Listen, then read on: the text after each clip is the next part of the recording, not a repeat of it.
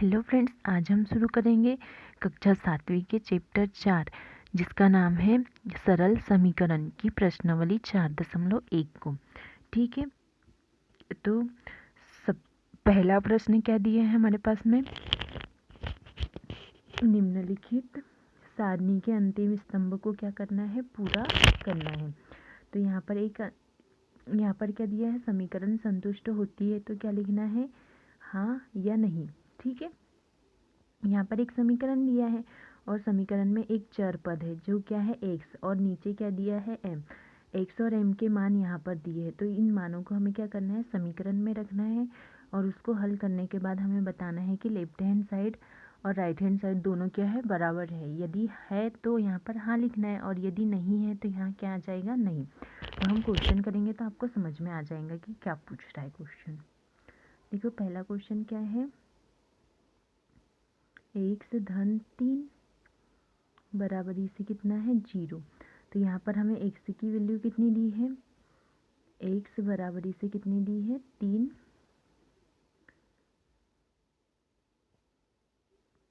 रखने पर।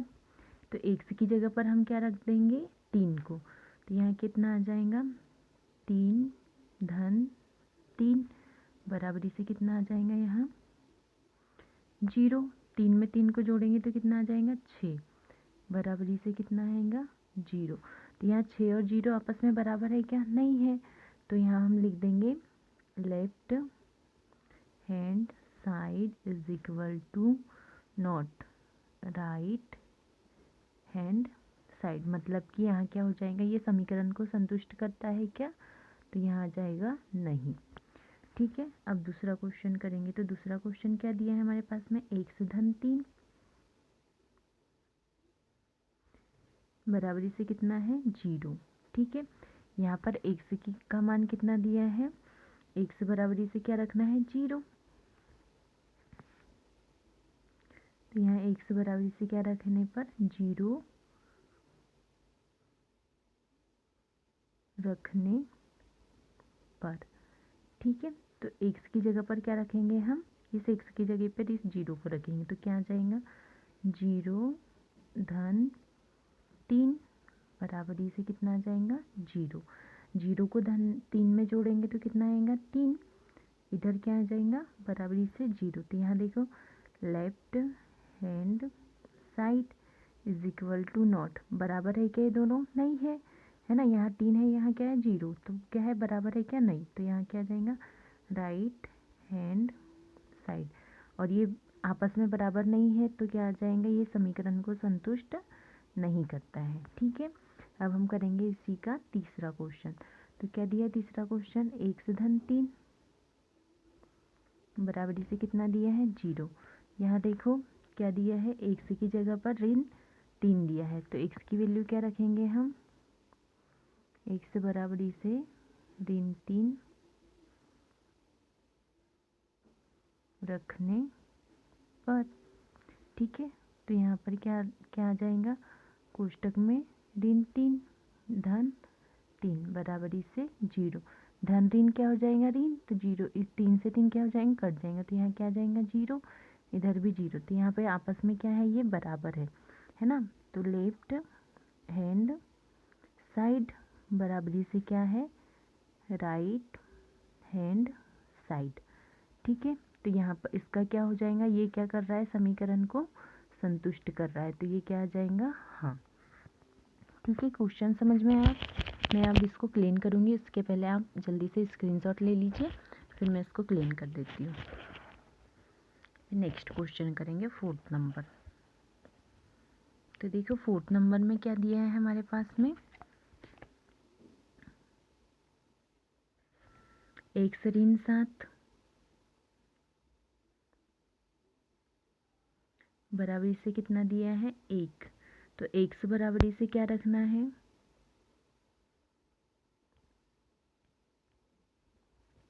7 रखने पर। x की जगह पर यहाँ क्या आ जाएगा, 7 ऋण 7 बराबरी से 0। धन ऋण क्या होता है, ऋण, 7 में से 7 जाएगा तो कितना आ जाएगा, जीरो आ जाएगा, यहाँ कितना आ जाएगा 0, और इधर क्या है 1। ये दोनों बराबर है क्या? नहीं है। तो यहाँ पर लिख देंगे हम left hand side is equal to not right hand side. बराबर है क्या? तो यहाँ क्या आ जाएगा? नहीं। ठीक है, अब 5th नंबर का क्वेश्चन करेंगे। तो 5th नंबर का क्वेश्चन क्या दिया है हमारे पास में? x ऋण 7 बराबरी से कितना दिया है? 1। यहाँ पर x की वैल्यू क्या रखना है? 8। तो x बराबर से कितना हो जाएगा? 8।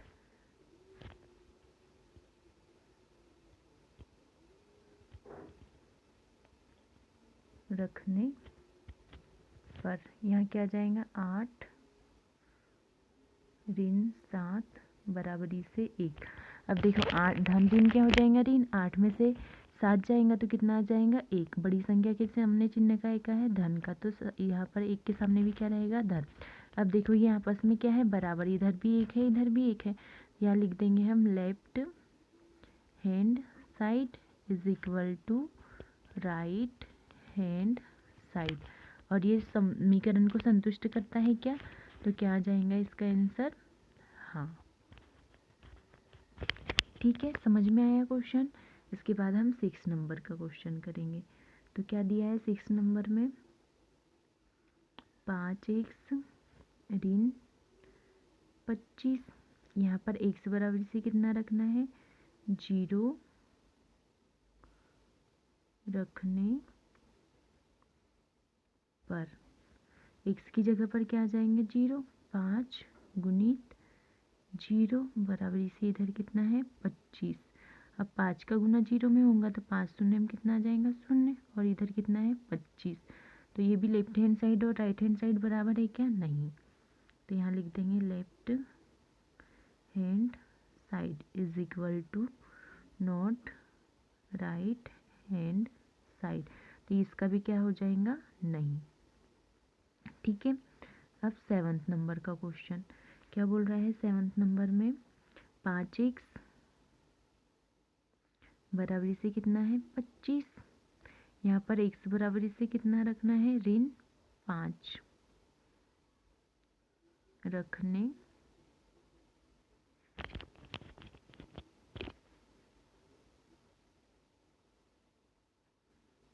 पर ऋण 5 नहीं 5 रखना है। क्या रखना है? 5 रखना है। ठीक है, तो यहाँ क्या हो जाएगा? 5 गुणित 5 बराबर से इधर कितना आ जाएगा? 25। तो 5 का गुना 5 में करेंगे तो कितना आ जाएगा? 5 25। और इधर भी क्या है? 25 है। तो ये दोनों साइड ही क्या है? बराबर है। तो यहाँ लिख देंगे लेफ्ट हैंड साइड बराबरी से राइट हैंड साइड। तो ये क्या कर रहा है? आपस में समीकरण को क्या कर रहा है? संतुष्ट कर रहा है। तो यहाँ क्या आ जाएगा? हाँ, क्योंकि ये क्या कर रहा है? समीकरण को संतुष्ट कर रहा है। तो आप जल्दी से इसका स्क्रीनशॉट ले लीजिए, फिर हम नेक्स्ट क्वेश्चन करेंगे। ठीक है,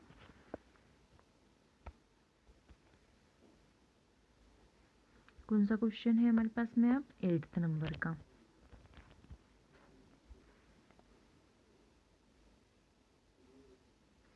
क्या बोल रहा है? 5x बराबरी से कितना रखना है? 25। तो x बराबरी से कितना रखना है यहाँ पर? ऋण 5। ठीक है, तो यहाँ देखो x की जगह पर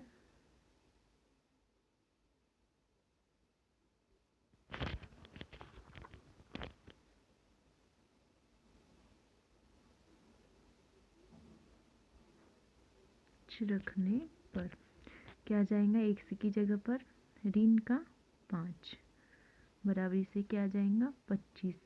5 का 5 में गुना करेंगे तो कितना आ जाएगा? 25। धन ऋण का क्या हो जाएगा? ऋण बराबरी से 25। तो यहाँ पर ऋण है, ऋण 25 है, यहाँ धन 25 है। तो ये बराबर है क्या? नहीं है, क्योंकि ऋण और धन में भी क्या होता है? ऋण 25 छोटी संख्या है और धन 25 क्या है? बड़ी संख्या है। तो ये क्या है? बराबर नहीं है। तो यहाँ क्या आ जाएगा? Left hand side is equal to not right hand side. तो यहाँ पर क्या आ जाएगा इसका आंसर? नहीं। ठीक है, अब 9वां क्वेश्चन करेंगे। तो 9वें क्वेश्चन में क्या बोला है कि m/3 बराबरी से कितना है? 2। तो m बराबरी से कितना रखना है? ऋण 6 रखने पर। ठीक है, तो यहाँ m की जगह पर क्या आ जाएगा? ऋण 6। तो ऋण 6 बटे कितना हो जाएगा? 3 बराबरी से क्या आ जाएगा? 2। तो यहाँ देखो 3 से क्या करेंगे? 6 को काट देंगे तो कितने बार कटेंगे? 2 बार। तो यहाँ कितना आ जाएगा? ऋण का 2 और इधर साइड में राइट हैंड साइड में क्या है? धन का 2। तो ये ऋण का 2 क्या है? छोटा है, धन का 2 बड़ा है, तो ये आपस में बराबर है क्या? नहीं। तो यहाँ पे भी हो जाएगा left hand side is equal to not right hand side. ठीक है, तो ये क्या हो जाएगा? ये भी समीकरण को संतुष्ट करता है क्या? नहीं। ठीक है, तो आप इसका जल्दी से स्क्रीनशॉट ले लीजिए, फिर मैं क्लीन कर देती हूँ। फिर 2 क्वेश्चन बचे हैं, 10th नंबर और 11th नंबर, है ना। तो देखो 10th नंबर में क्या बोला है कि m/, क्या है? 3 इज इक्वल टू 2। यहाँ पे m बराबरी से कितना रखना है? 0। कितना रखना है हमें? 0 रखना है। तो क्या हो जाएगा? इसका भी क्या आ जाएगा? नहीं आएगा, है ना। तो यहाँ पर 0 बटे क्या हो जाएगा? 3 बराबरी से 2। अब 3 का भाग 0 में देंगे तो कितना होगा? 0। और इधर क्या है? बराबर में 2। यहाँ पे लेफ्ट हैंड साइड बराबर है क्या? नहीं है। तो यहाँ पर भी क्या होगा? संतुष्ट करता है क्या? तो क्या आ जाएगा? नहीं। ठीक है, अब आते हैं 11th नंबर के क्वेश्चन पर। क्या है? m/3 is equal to 2। यहाँ क्या रखना है? m बराबरी से कितना रखना है? 6 रखने पर। क्या हो जाएगा? 6/3 बराबरी से कितना है? 2। 3 से 6 को काटेंगे तो कितने बार कटेंगे? 2 बार। 3 दूनी 6। तो 2 बराबर से क्या है? 2। मतलब कि लेफ्ट हैंड साइड बराबरी से क्या है? Right hand side. मतलब क्या आ जाएगा? ये समीकरण को संतुष्ट करता है क्या? तो क्या आ जाएगा इसका आंसर? हाँ। ठीक है, अब अगला क्वेश्चन करेंगे। क्या दिया है हमारे पास में अगला क्वेश्चन? कि जांच कीजिए कि कोष्ठक में दिए गए मान समीकरण का हल है या नहीं। मतलब कि जैसे हमें पहले करना था वैसे ही करना है इसे भी, है ना। n की जगह पर क्या रखना है? हमें वैल्यू पुट करना है और यहाँ पर बताना है कि ये दोनों आपस में बराबर है या नहीं। यदि बराबर है तो हाँ लिखना है और नहीं है तो नहीं लिखना है। ठीक है, तो देखो पहला क्वेश्चन करेंगे हम। क्या दिया है पहला क्वेश्चन हमारे पास में? n/5 बराबरी से कितना है? 19। ठीक है, तो n बराबरी से क्या रखना है हमें? 1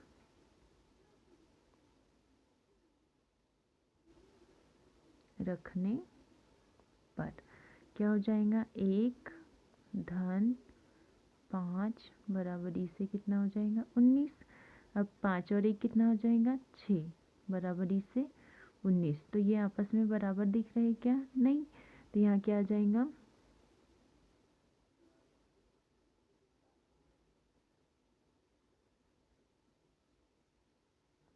is equal to not, left hand side is equal to not right hand side, बराबर नहीं है। तो ये क्या आ जाएगा यहाँ पर? नहीं।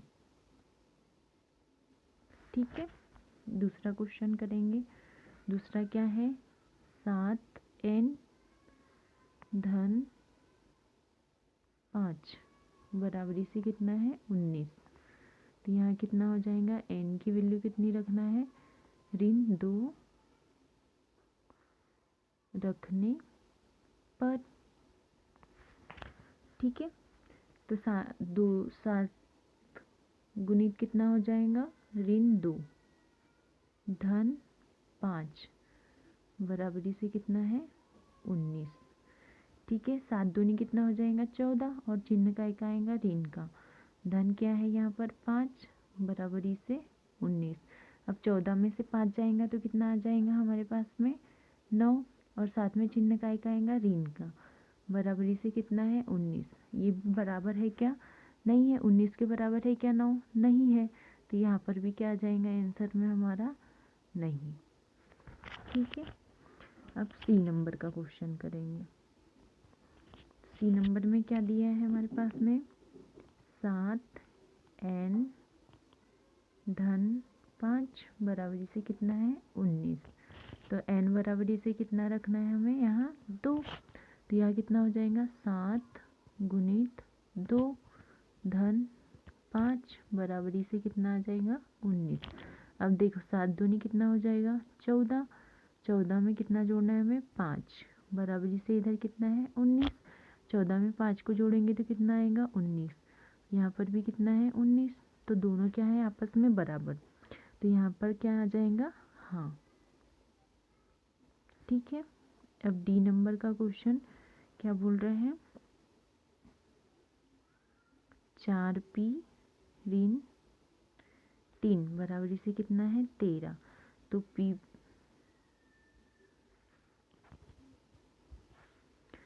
p बराबरी से कितना रखना है हमें 1 रखना है। तो यहाँ कितना हो जाएगा 4 गुणित 1 ऋण 3 बराबरी से 13। ठीक है, 4 एकम क्या आ जाएगा 4 और ऋण 3 बराबरी से कितना है 13। 4 में से 3 जाएगा तो कितना आ जाएगा 1 बराबरी से 13। ये दोनों बराबर है क्या, नहीं है। तो यहाँ पर डी का भी क्या हो जाएगा नहीं। ठीक है, आप जल्दी से स्क्रीनशॉट ले लीजिए, फिर हम नेक्स्ट क्वेश्चन करेंगे।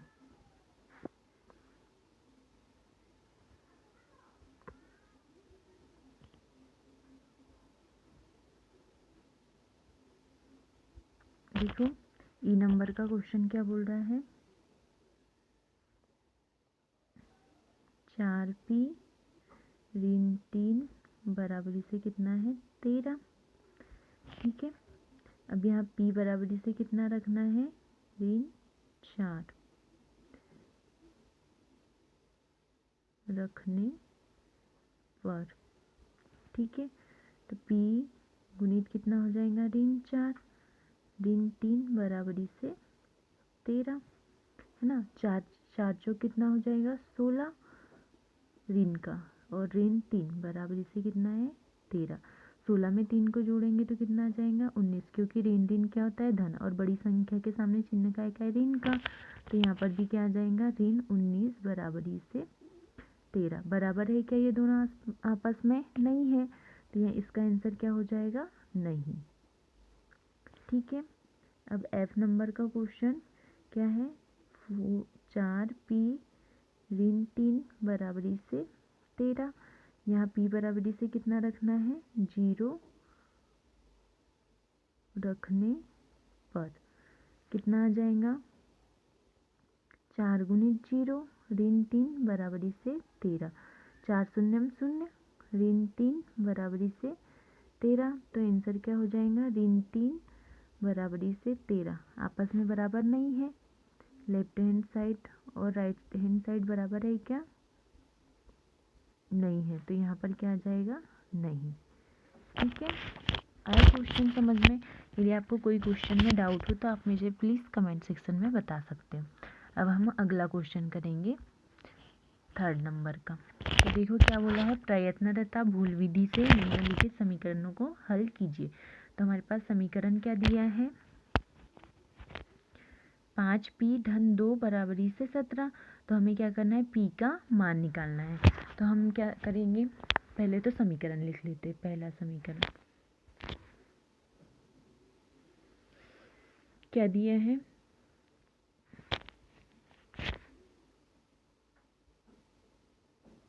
5p धन 2 बराबरी से 17। अब देखो पक्षांतर करने पर क्या क्या होता है।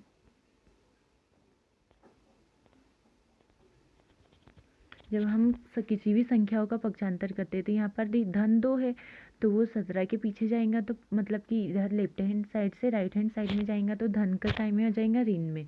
तो जो धन है वो काय में आता है ऋण में, जो ऋण है वो काय में बदल जाता है धन में, जो गुना है वो काय में आ जाएगा उधर राइट हैंड साइड में जाकर भाग में, और जो इधर लेफ्ट हैंड साइड में भाग में है वो काय में आ जाएगा गुना में। ठीक है, तो हम जैसे जैसे क्वेश्चनों को सॉल्व करेंगे वैसे वैसे आपको समझ में आ जाएगा कि क्या बोल रहे हैं, है ना। तो यहाँ पर क्या करना है, हमें 2 का इधर पक्षांतर करना है, क्योंकि ये धन में है तो इधर आके काय में चला जाएगा ऋण में। ठीक है, तो ये क्या हो जाएगा, यहाँ पर लिख देंगे हम 2 का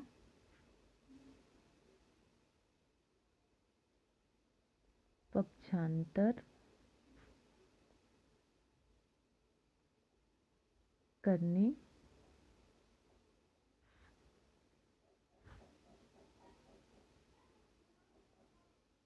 पर। देखो यहाँ ध्यान से देखना क्या हो रहा है, 5p, ये धन का है तो 17 के पीछे चला जाएगा, तो 17 के पीछे जाकर क्या हो जाएगा ऋण 2। अब देखो 17 में से 2 को घटाएंगे तो कितना आ जाएगा 15, और इधर क्या है 5p। अब ये 5p के साथ काय में है गुना में है ना, तो इधर काय में चला जाएगा 5 भाग में, क्योंकि हमें क्या निकालना है p के का मान निकालना है। तो यहाँ क्या हो जाएगा 15/5, तो 5 एकम 5, 5 तिया 15, तो यहाँ क्या हो जाएगा p की वैल्यू कितनी आ जाएंगी 3। ठीक है, जल्दी से आप इसका स्क्रीनशॉट ले लो, फिर हम सेकेंड क्वेश्चन करेंगे। आया समझ में। गुना का क्या हो जाता है भाग, और धन का ऋण, ऋण का धन, और भाग का गुना।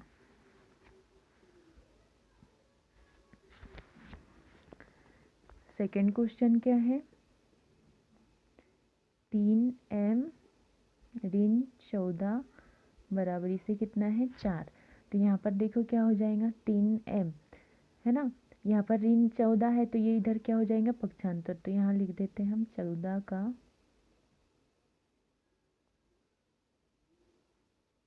पक्षांतर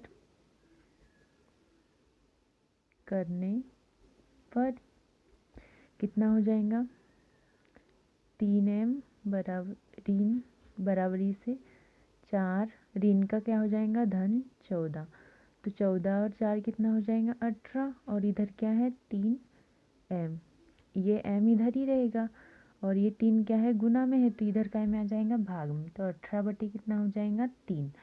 अब 3 से 18 को क्या करेंगे काट देंगे, तो 3 3 छके 18, तो m बराबर से कितना आ जाएगा 6, तो m की वैल्यू कितनी निकल गई हमारे पास में 6। ठीक है, अब हम 4th नंबर का क्वेश्चन करेंगे। क्या दिया है 4th नंबर में, निम्नलिखित कथनों के क्या बनाना है, हमें समीकरण बनाना है।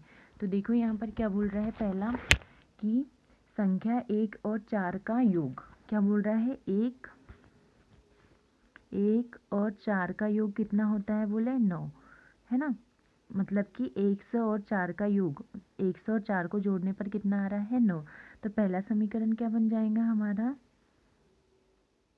x धन 4 बराबरी से कितना हो जाएगा 9। ठीक है, सेकंड नंबर का क्वेश्चन क्या बोल रहा है, y में से क्या करना है 2 को घटाने पर कितना आता है 8। जैसे y में से हमने क्या किया 2 में को घटाया तो कितना आ गया 8, बन गया ना समीकरण। तो यहाँ पर लिख देंगे y ऋण 2 बराबर से कितना आ रहा है 8। ठीक है, अब देखो नेक्स्ट क्वेश्चन क्या बोल रहा है, a का 10 गुना, a का 10 गुना क्या हो जाएगा, a का मतलब क्या होता है गुना, और यहाँ क्या हो जाएगा 10, कितना होता है 70, कितना होता है 70। तो हम इसे ऐसे लिख सकते हैं 10a बराबरी से 70, a का 10 गुना कितना हो रहा 70, a का 10 गुना 70, है ना। तो यहाँ पर हम लिख देंगे थर्ड का a का 10 गुना, तो यहाँ लिख देंगे 10 ए बराबरी से कितना हो रहा है 70। ठीक है, अब देखो 4 नंबर क्या बोल रहा है, संख्या b को 5 से भाग देने पर कितना प्राप्त होता है 6। मतलब कि क्या बोल रहा है, संख्या b को, ये b है, इसमें क्या करना है 5 का भाग देना है, तो कितना प्राप्त हो रहा है हमें 6। ठीक है,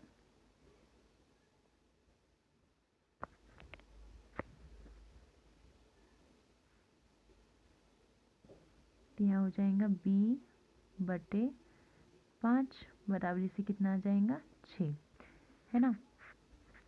5वां क्या बोल रहा है कि t का 3/4, मतलब क्या बोल रहा है t का 3/4 क्या हो जाएगा 3/4, कितना हो रहा है बोले 15, तो t का गुना हम 3 में कर देंगे तो कितना हो जाएगा 3t/4 बराबरी से कितना आ जाएगा 15, है ना। नेक्स्ट क्वेश्चन क्या हो जाएगा हमारे पास में, m को 7 गुना और 7 में जोड़ने पर क्या आ रहा है 77, मतलब कि m का क्या हो जाएगा 7m धन 7 बराबरी से कितना आ जाएगा 77। तो यहाँ पे 6वें नंबर का क्वेश्चन क्या हो जाएगा, 7m धन 7 बराबरी से 77। फिर 7वें नंबर का क्वेश्चन क्या बोल रहा है,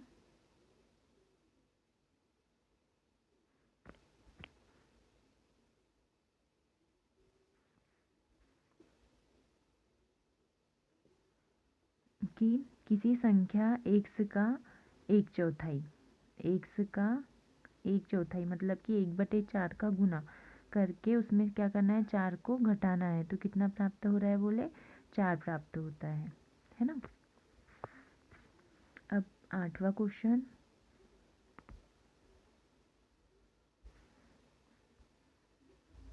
8वां क्वेश्चन क्या बोल रहा है, यदि आप y के 6 गुना में से 6 घटाते हैं, y के 6 गुना मतलब कि 6y में से क्या बोल रहा है 6 को घटाएंगे तो कितना प्राप्त हो रहा है हमें 60 प्राप्त हो रहा है। ठीक है, अब 9th नंबर का क्वेश्चन क्या बोल रहा है, z के 1/3 मतलब कि z/3 में क्या करना है हमें 3 को जोड़ना है, तो कितना मिलेगा बोले 30 मतलब 30 मिलेगा। आए समझ में कि हमने समीकरण कैसे बनाए हैं। अब हम 5th नंबर का क्वेश्चन करेंगे। तो 5th नंबर में क्या बोला है, निम्नलिखित समीकरण को सामान्य कथन के रूप में लिखिए। जैसे हमें अभी कथन दिए थे उसको समीकरण में बदलना था, अब हमें क्या दे दिए है समीकरण दे दिए, उनको काय में बदलना है हमें कथन में बदलना है। ठीक है, तो यहाँ पहला क्या है p/4, तो हमारा x/4 था, यहाँ पर क्या है p/4, तो हमारा क्या हो जाएगा p और 4 का योग क्या हो जाएगा 15, तो पहले का क्या आ जाएगा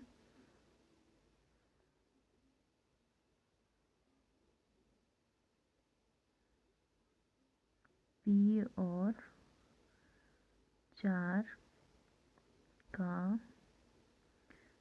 योग कितना हो जाएगा हमारा 15 है। ठीक है, पहले समीकरण का कथन बन गया, अब दूसरे समीकरण का कथन बनाएंगे तो क्या बन जाएगा, m में से 7 घटाने पर कितना प्राप्त होता है 3 प्राप्त होता है ना। तो यही लिख देंगे m में से 7 घटाने पर 3 प्राप्त होता है।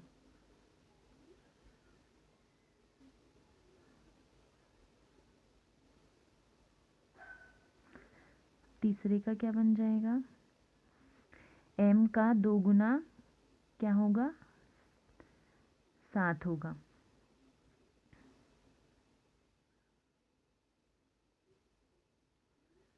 m का दुगना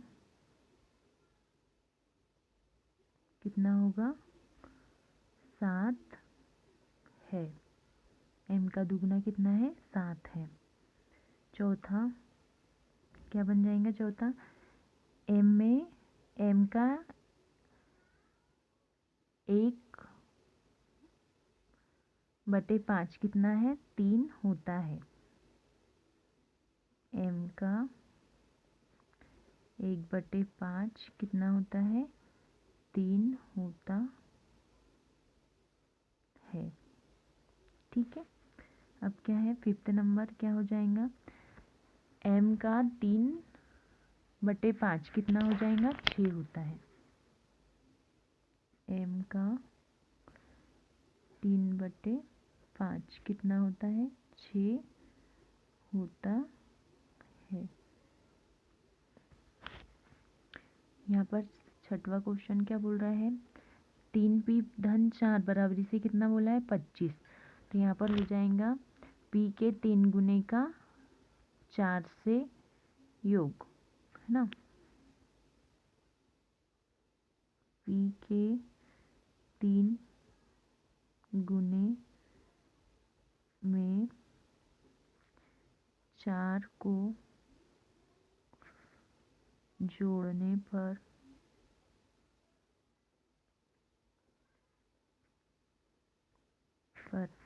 25 प्राप्त होता है।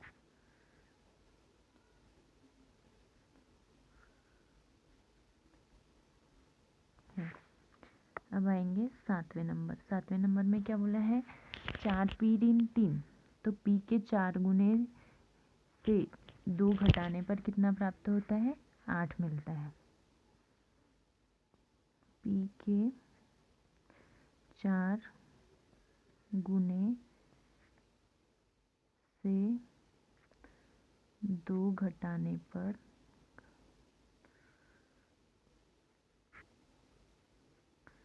कितना मिलता है 18 प्राप्त होता है। अब क्या करना है, 8वें नंबर का क्वेश्चन क्या बोल रहा है, p का आधा, p के आधे में से 2 को घटाने पर 8 मिलता है।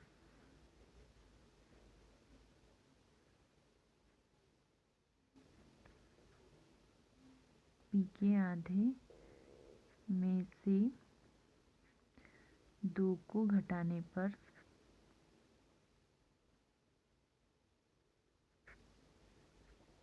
कितना मिलता है 8 मिलता है।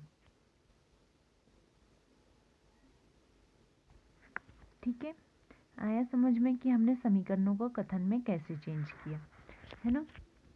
अब करेंगे हम 6 नंबर का क्वेश्चन। तो यहाँ पर भी क्या दिया है, निम्नलिखित स्थिति में समीकरण बनाइए। तो क्या बोला है, इरफान कहता है कि उसके पास परमित के पास जितने कंचे हैं उसके 5 गुने से 7 अधिक कंचे हैं। मतलब कि इरफान, हमें संख्या पता है क्या कि इरफान के पास कितने कंचे हैं, तो हम क्या करते हैं पहले मान लेते हैं।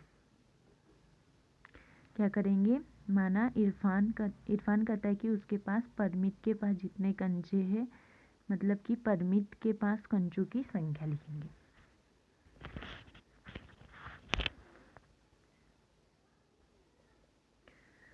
परमित के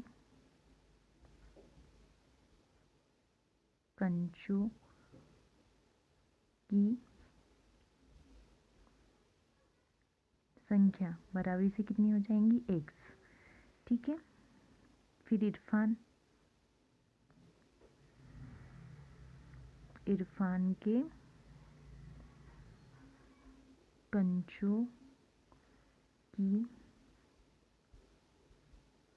संख्या क्या बोल रहा है कि परमित के पास जितने कंचे हैं उसके 5 गुना, मतलब कि 5x में क्या गुने से क्या है 7 अधिक, मतलब कि उसमें क्या करेंगे 7 को जोड़ेंगे। तो कितने, तो इरफान के पास कितने कंचे हैं 37। ठीक है, हमें कंचों की संख्या क्या मानना है, m मानना है, ना कि x मानना है। क्या मानना है, m। तो हमारे पास समीकरण क्या बन जाएगा, 5m धन 7 बराबरी से कितना हो जाएगा, 37। ठीक है, ऐसे ही दूसरा क्वेश्चन करेंगे। क्या बोल रहा है, लक्ष्मी के पिता की आयु 39 वर्ष है ना। क्या लिख लेंगे, पिता की आयु, पिता की आयु कितनी है, 39 वर्ष, ये 49 वर्ष। तो क्या बोला है, उनकी आयु लक्ष्मी की आयु की 3 गुने से 4 वर्ष अधिक है।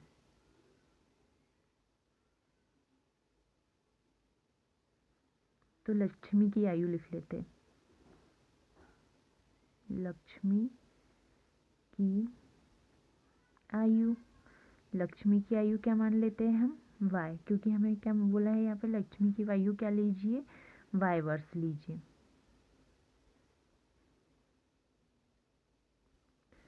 तो लक्ष्मी की आयु के कितने बोला है, लक्ष्मी की आयु के 3 गुने, तो मतलब 3y के से क्या है, 4 अधिक, 4 वर्ष अधिक, तो कितना हो रहा है, 49 वर्ष। उसके पिता की आयु उसके आयु के 3 गुने में क्या करना है, 4 जोड़ने पर कितना आएगा, 49 वर्ष आएगा। ठीक है, समझ में आया। तो आप जल्दी से इसका स्क्रीनशॉट ले लीजिए, फिर हम 3rd नंबर का क्वेश्चन करेंगे।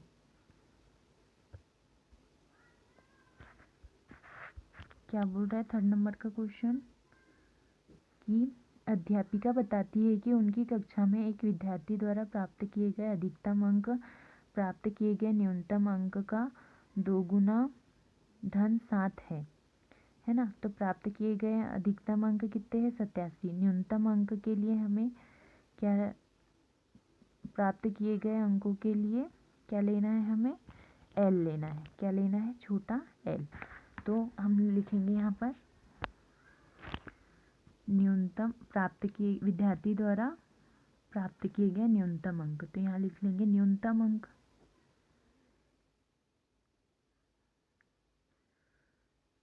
न्यूनतम अंक कितने हैं, एल, और अधिकतम कितना है,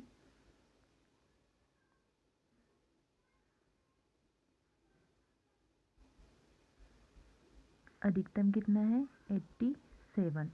तो न्यूनतम अंक में क्या किया बोला है यहाँ पर, न्यूनतम अंक का 2 गुना के 2 गुने में, मतलब कि 2, न्यूनतम अंक क्या है, एल, इसका 2 गुना क्या हो जाएगा, 2l में क्या करना है, हमें 7 को जोड़ना है, तो कितना मिल रहा है हमें, 87। ठीक है, ये क्या बन जाएगा, हमारा समीकरण बन जाएगा। अब देखो क्या बोल रहा है, एक समद्विबाहु त्रिभुज का शीर्ष कोण प्रत्येक आधार कोण का 2 गुना है। तो मान लीजिए प्रत्येक आधार कोण d डिग्री है, समद्विबाहु त्रिभुज बोला है, तो इसके दो दो जो कोण रहेंगे वो क्या रहेंगे, बराबर रहेंगे। तो क्या बोला है, मान लीजिए प्रत्येक आधार कोण d डिग्री है, यदि याद रखिए कि त्रिभुज के तीनों कोणों का योग कितना होता है, 180 अंश।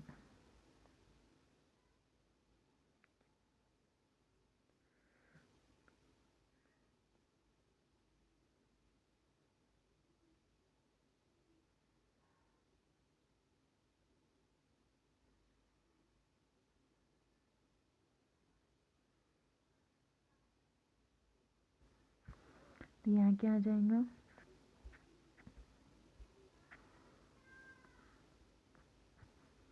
क्या बोला है, मान लीजिए प्रत्येक आधार कोण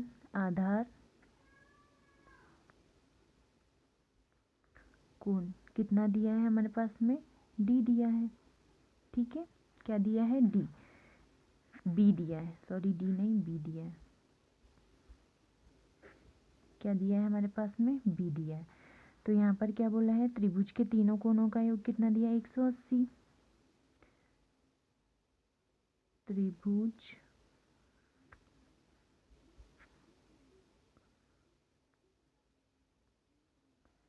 के तीनों कोणों का योग कितना होता है 180 अंश। तो तीनों कोण क्या हो जाएंगे ए धन बी धन सी बराबर से कितना हो जाएगा 180 अंश। ठीक है, तो यहाँ पर देखो ये क्या है एक त्रिभुज है, इसकी दो भुजाएं क्या है बराबर है। ये क्या है शीर्ष कोण है ये बी और सी, बी और सी क्या है हमारे आधार कोण है। तो यहाँ पर क्या बोला है मान लीजिए कि प्रत्येक आधार कोण क्या है 20 डिग्री है, प्रत्येक आधार कोण 20 डिग्री, ये भी बी है ये भी बी है।